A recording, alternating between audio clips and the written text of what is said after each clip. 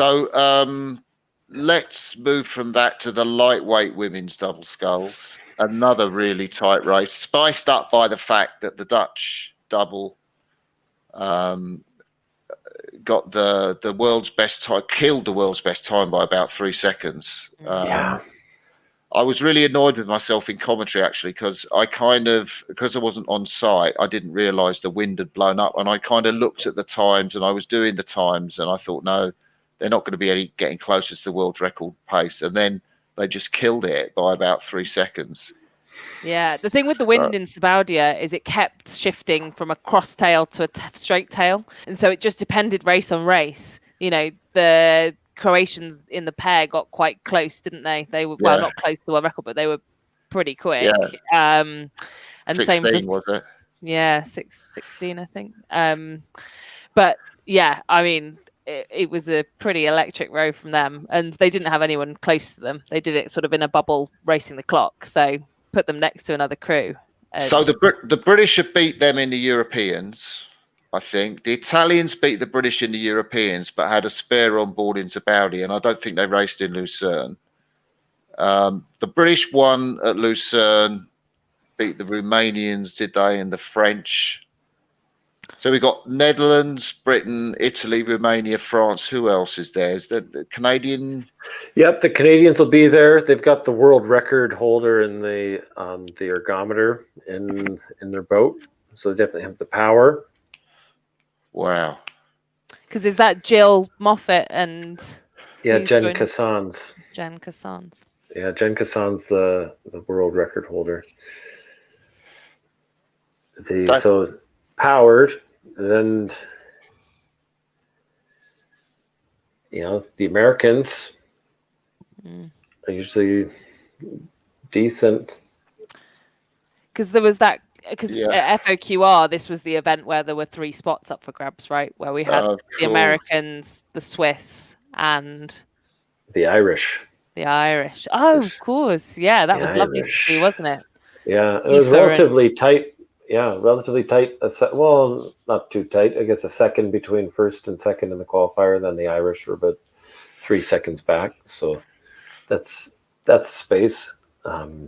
Marco thinks the Americans won't medal, but they'll be in the final. Okay. Which is so. Are either of you thinking of not putting Netherlands and Britain in the first 2? Like, are Italy going to creep in there? It's really tough with the Italian double because they've been plagued by injury, right? In that Radini's just been completely out, and so really hard to pitch them against anyone since the Europeans. But I think with that in mind, and the fact that the Brits, were close with them at the Europeans, I think the Brits are going to be in that top 2. I'd like to think. I don't know about the Dutch, because the Dutch kind of have been up and down in form. Like, yes, they've set the world record in an absolutely roaring tailwind, but I'm just not sure how that's going to compare in a side-by-side race with some pretty good fighters across that field. I don't know. Well, it's a good point, because I even know let's go back, the Canadian men's 8 in 2012 set the world record in Lucerne. And then they came and severely underperformed at the London Olympics. That's a great shout. So the hot weather conditions and times, we know, it's a weather sport, it's an outdoor sport. So that's a good point, Camilla. It's a slick time's not an indicator of a shoe-in, and consistency is one of the key things that you want to look for in, as a sure thing. As we look at the light men's double and how the Irish were performing, the men's pair, and how the Croatians are performing. So, okay, those are standouts that we think are we can be confident in. Here, it's.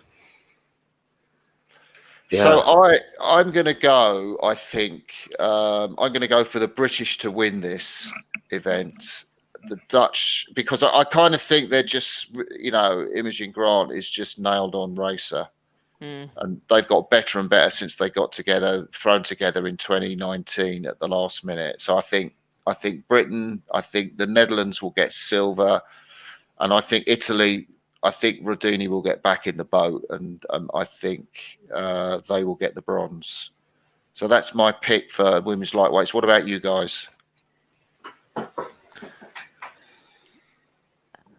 I'm going to go for the Brits as well, Martin. I think they've just been on the up and up, and they had that great race with France in Lucerne. But that was very, very close. So I think it's interesting that you've missed France off that podium, considering how tight that was. I then think it's going to be I'm going to go for the Dutch and the French.